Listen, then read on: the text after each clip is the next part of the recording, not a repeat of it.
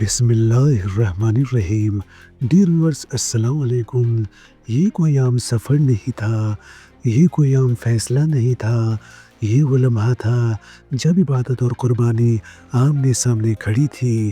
ایک طرف حج، اسلام کا مہان فرض، اللہ کے گھر کا طواف، لاکھوں فرشتوں کی موجودگی، اور دوسری طرف حق کی حفاظت، ظالم کے سامنے کھڑے ہونے کا مشن، دین کو بچانے کی ذمہ داری اور امت کو جگانے کی پکار۔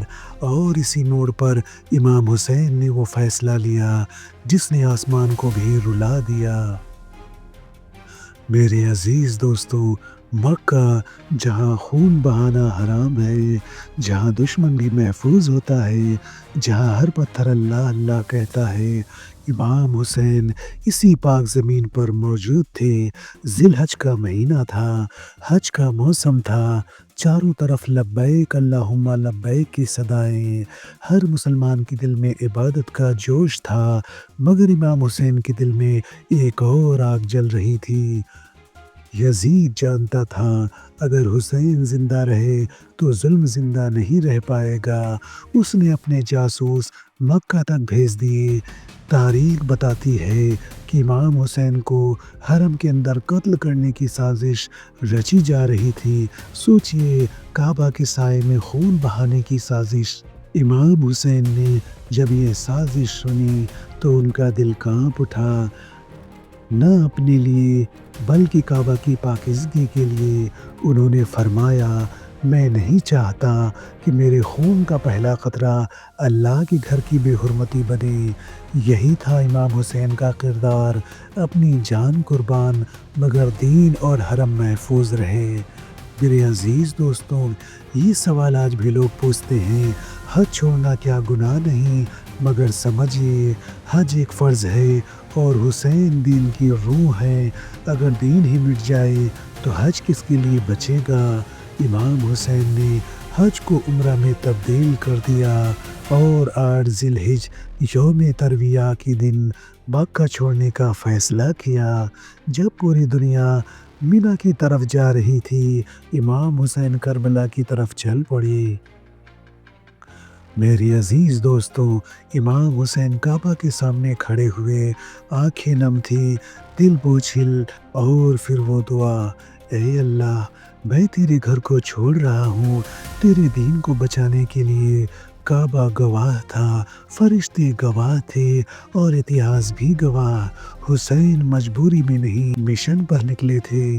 میرے عزیز دوستوں، یہ کوئی جنگ کا قافلہ نہیں تھا، یہ تو شہادت کا قافلہ تھا۔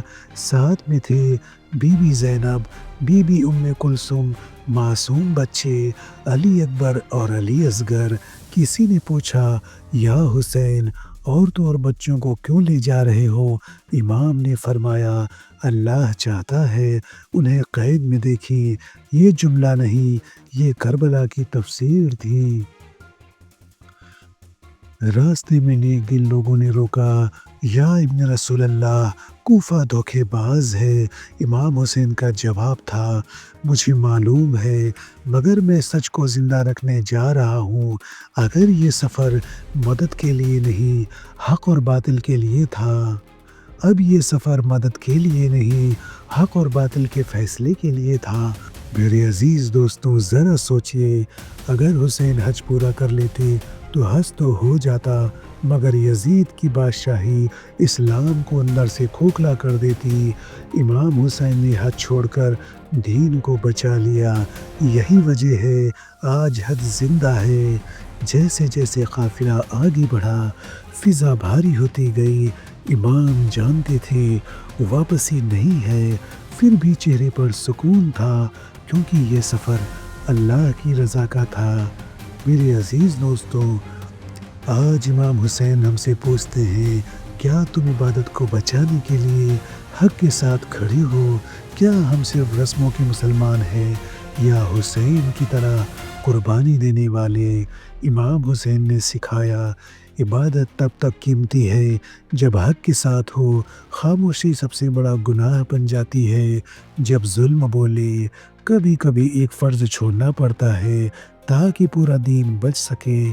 حج ادھورا رہا مگر اسلام مکمل ہو گیا۔ آخری دعا: یا اللہ ہمیں رسموں کا نہیں حسینی ایمان عطا فرما، حق کے لیے کھڑے ہونے کی ہمت دے اور کربلا کے پیغام کو ہماری زندگی میں زندہ رکھ۔ آمین یا رب العالمین۔